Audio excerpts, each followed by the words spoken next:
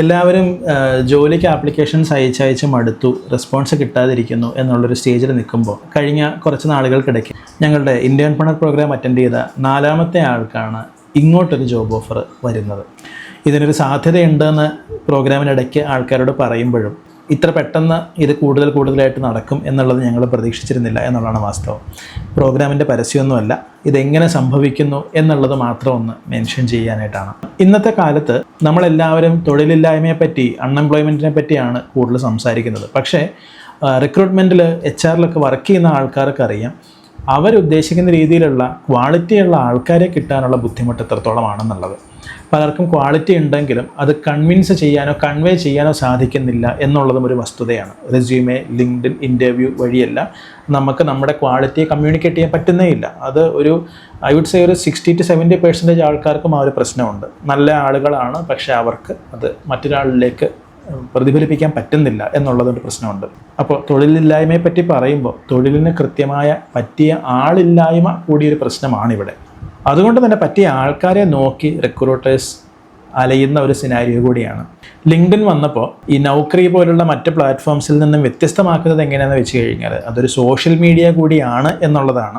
ഒരു പ്രൊഫൈലിനപ്പുറത്തേക്ക് നമ്മൾ എന്തൊക്കെ ചെയ്യുന്നു, നമ്മൾ എന്തൊക്കെ സംസാരിക്കുന്നു, എന്തൊക്കെ ചോദ്യങ്ങൾ ചോദിക്കുന്നു, എന്തൊക്കെ ഇൻട്രാക്ഷൻസ് നടത്തുന്നു എന്നൊക്കെ മനസ്സിലാക്കി കഴിഞ്ഞാൽ ആക്റ്റീവായിട്ടുള്ളൊരു പ്രൊഫൈലിൽ നിന്ന് ആളുടെ ഒരു ക്യാരക്ടറും നേച്ചറും ഒക്കെ മനസ്സിലാക്കിയെടുക്കാൻ സാധിക്കുകയും അവരെ ഫോളോ ചെയ്ത് അവരോട് സംസാരിക്കാനുമുള്ളൊരു സാഹചര്യം, സ്വാതന്ത്ര്യം റിക്രൂട്ടർക്ക് കിട്ടുന്നു എന്നുള്ളതാണ്. അപ്പോൾ നല്ല പ്രൊഫൈൽസ് കാണുമ്പോൾ, നല്ല കാൻഡിഡേറ്റ്സിനെ കാണുമ്പോൾ റിക്രൂട്ടേഴ്സ് അങ്ങോട്ട് പോയിട്ട് ജോബ് ഓഫർ കൊടുക്കുന്ന ഒരു സിനാരിയോ ആണ്. കാരണം ആസ് എ റിക്രൂട്ടർ ആളുടെ എപ്പോഴും ഏറ്റവും വലിയ തലവേദന എന്ന് പറഞ്ഞു കഴിഞ്ഞാൽ വിത്തിൻ ദ ലിമിറ്റഡ് ടൈം കറക്റ്റായിട്ടുള്ളൊരു കാൻഡിഡേറ്റിനെ കണ്ടെത്തി അവരുടെ ഇൻ്റർവ്യൂ എല്ലാം നടത്തി ജോലിയിലേക്ക് കൊടുക്കുക, സ്ഥാപനത്തിലേക്ക് ജോലിക്ക് ലൈവ് ആവുന്ന രീതിയിലേക്ക് റെഡിയാക്കി കൊടുക്കുക എന്നുള്ളതാണ്. അപ്പോൾ അതിന് അവർ ഒരു ആപ്ലിക്കേഷൻ വരാൻ വേണ്ടിയൊന്നും എപ്പോഴും കാത്തിരിക്കുകയൊന്നുമില്ല, അവരങ്ങോട്ട് ചെന്നെന്ന് വരും. പലപ്പോഴും ലിങ്ക്ഡിനിൽ വളരെ ആക്റ്റീവായിട്ടുള്ള പല പ്രൊഫൈൽസ് കാണുമ്പം, സ്റ്റുഡൻസ് ആണെങ്കിലും ഫ്രഷേഴ്സ് ആണെങ്കിലും ഒക്കെ അവർ കമ്മ്യൂണിക്കേറ്റ് ചെയ്യുന്നതൊക്കെ കാണുമ്പം എനിക്ക് തന്നെ തോന്നാറുണ്ട് ഒരു വേക്കൻസി ഉണ്ടെങ്കിൽ ഇവർക്കൊരു ജോലി കൊടുത്തിരുന്നെങ്കിൽ ടീമിൽ നല്ലൊരു അഡീഷൻ ആവുമല്ലോ എന്നുള്ളതൊക്കെ. അങ്ങനെ ചെയ്യുന്ന പലരും ഉണ്ട്. സോ ഏകദേശം കഴിഞ്ഞ ഒരു 1.5 വർഷത്തിനിടയ്ക്ക് നമ്മുടെ പ്രോഗ്രാം കഴിഞ്ഞ് പോയ ആൾക്കാരിൽ 4 പേർക്കാണ് ഇങ്ങോട്ട് മെസ്സേജ് വന്നത് റിക്രൂട്ടേഴ്സിൻ്റെ സൈഡിൽ നിന്ന്. ഇപ്പോൾ ജോലി നോക്കുന്ന സമയമാണോ, ഞങ്ങൾക്കൊരു വേക്കൻസി ഉണ്ട്, നിങ്ങളുടെ പ്രൊഫൈലിൽ ഇൻട്രസ്റ്റ് വേണമെന്നൊക്കെ പറഞ്ഞിട്ട്. അതിൽ അഡ്വക്കേറ്റ് ഉണ്ടായിരുന്നു, BTech ഗ്രാജുവേറ്റ്സ് ഉണ്ടായിരുന്നു, അങ്ങനെ പല ഡിഫറെൻറ്റ് ബാക്ക്ഗ്രൗണ്ടിൽ നിന്നുള്ളവരാണിത്. എഗെയിൻ ഇതൊരു പ്രോഗ്രാമിൻ്റെ പ്ലേസ്മെൻറ്റിനെ പറ്റിയൊന്നും പറയുന്നില്ല, കാരണം 350ഓളം പേര് പ്രോഗ്രാം കഴിഞ്ഞ് പോയിട്ടുണ്ട് ഓൾറെഡി.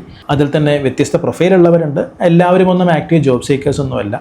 അതുകൊണ്ട് തന്നെ ഈ 4 പേർക്ക് ഇങ്ങനെ ഒരു റെസ്പോൺസ് കിട്ടി എന്നുള്ളത് വളരെ പോസിറ്റീവായിട്ടുള്ളൊരു സംഗതിയാണ്. അതിൽ തന്നെ എടുത്തു പറയേണ്ട കാര്യം, ഇതിൽ 2 പേര് സ്റ്റുഡൻസ് ആയിരിക്കുമ്പോൾ തന്നെ, അതായത് ഗ്രാജുവേഷൻ നടക്കുന്ന സമയത്ത് തന്നെ അവർക്ക് ഒരു ഓഫർ ലെറ്റർ വന്നു എന്നുള്ളതാണ്, അല്ലെങ്കിൽ അവർക്കൊരു ഇൻട്രസ്റ്റ് വന്നു എന്നുള്ളതാണ്. ഇവരുടെയൊക്കെ പ്രൊഫൈൽസിൽ കോമൺ ആയിട്ടുള്ള കാര്യങ്ങൾ എന്തൊക്കെയായിരുന്നു എന്ന് പറയാം. പ്രൊഫൈൽ നന്നായിട്ട് ഉണ്ടാക്കി എന്നുള്ളത് തന്നെയാണ് അടിസ്ഥാനപരമായിട്ടുള്ള ബേസിക് കാര്യം. അവരുടെ സബ്ജക്റ്റുമായിട്ട് സ്പെസിഫിക് ആയിട്ടുള്ള ഹെഡ്ലൈൻ കൃത്യമായിട്ട് കൊടുത്തു. എബോട്ടിൽ വളരെ വിസ്തരിച്ച് അവരുടെ ഇൻട്രസ്റ്റുകളെ പറ്റിയും പാഷനെ പറ്റിയൊക്കെ എഴുതിയിട്ടുണ്ടായിരുന്നു. അവർ കൃത്യമായിട്ട് സ്കിൽസ് കൊടുത്തു. സ്കിൽ എൻഡോഴ്സ്മെൻറ്റ്സും റെക്കമെൻഡേഷൻസും അവർ ഗെയിൻ ചെയ്തിരുന്നു. ഞങ്ങളുടെ ടീമിൽ നിന്ന് തന്നെ പ്രോഗ്രാം കഴിഞ്ഞ് പോയപ്പോൾ നമ്മളുടെ ലേണിംഗ് കോർഡിനേറ്റേഴ്സിൻ്റെ റെക്കമെൻഡേഷൻസ് അവർക്ക് കിട്ടിയിട്ടുണ്ടായിരുന്നു. ആൻഡ് ഒബ്വിയസ്ലി അവർ ഒരുപാട് ആൾക്കാരുമായിട്ട് കണക്ട് ചെയ്തിട്ടുണ്ടായിരുന്നു. എല്ലാവരുടെയും നമ്പർ ഓഫ് കണക്ഷൻസ് ഹൈ ആയിരുന്നു. അത് തന്നെ സ്വന്തം പിയർ ഗ്രൂപ്പിൽ പെട്ടവർ മാത്രമല്ലാണ്ട് അവരുടെ ഇൻഡസ്ട്രിയിലെ എക്സ്പേർട്സിനെ അവർ ഫോളോ ചെയ്യുന്നു, കണക്ട് ചെയ്യുന്നുണ്ടായിരുന്നു.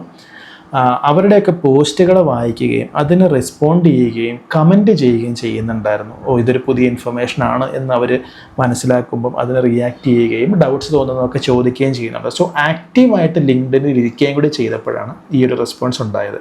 അതും ഒരു ചെറിയ കാലയളവിലേക്കൊന്നുമല്ല. ഇവർ ആരും ഈ പറഞ്ഞ 4 പേരും ഇതൊന്നും എക്സ്പെക്ട് ചെയ്തവരല്ല.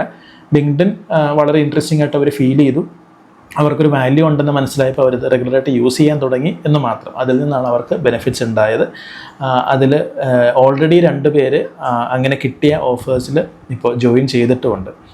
അപ്പോൾ ലിങ്ക്ഡിൻ എന്നുള്ളൊരു പ്ലാറ്റ്ഫോം ചുമ്മാ ഒരു പ്രൊഫൈൽ ഉണ്ടാക്കിയിട്ടിട്ട് അയ്യോ ആരും എന്നെ വിളിക്കുന്നില്ലേ എന്നുള്ള രീതിയിൽ, അല്ലെങ്കിൽ അയ്യോ ഞാൻ കൊടുക്കുന്ന ആപ്ലിക്കേഷൻസിനൊന്നും റെസ്പോൺസ് ഇല്ലേ എന്ന് വിചാരിച്ച് വിഷമിച്ചിരിക്കാതെ, അങ്ങനെയല്ല അതിൻ്റെ വർക്കിംഗ് എന്ന് മനസ്സിലാക്കുകയും നല്ലൊരു പ്രൊഫൈൽ ഉണ്ടാക്കി അതിൻ്റെ ക്രെഡിബിലിറ്റി കൂടുതലാക്കിക്കൊണ്ട് നമ്മൾ എൻഗേജ്മെൻറ്റ്സ് കൊണ്ടുവന്ന് ഒരു നല്ല പ്രൊഫൈലാക്കി, അതായത് ആൾക്കാർക്ക് കണ്ടു കഴിഞ്ഞൊരു ജോലി തരാൻ തോന്നണം എന്നൊരു രീതിയിലൊരു പ്രൊഫൈലാക്കി മാറ്റാൻ വേണ്ടി ശ്രമിക്കുക.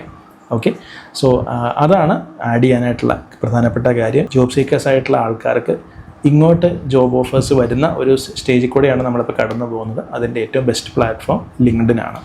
സോ ആ ഒരു ഓപ്പർച്യൂണിറ്റി മിസ് ചെയ്യാതിരിക്കുക. അത് ഏറ്റവും കൂടുതൽ നഷ്ടപ്പെടുത്തി കളയുന്നത് മലയാളികളാണ്. ഇംഗ്ലീഷിലാണ് കണ്ടൻറ്റ് എന്നുള്ളതിൻ്റെ പേരിലാവണം പ്രോബബിളി മലയാളികൾ ലിങ്ക്ഡിനിൽ നിന്നൊരു അകന്ന് നിൽക്കുന്നത്. പ്രൊഫൈൽ കൊണ്ട് മാത്രം കാര്യമില്ല. Okay, so make use of it. That's it. Thank you so much. All the best.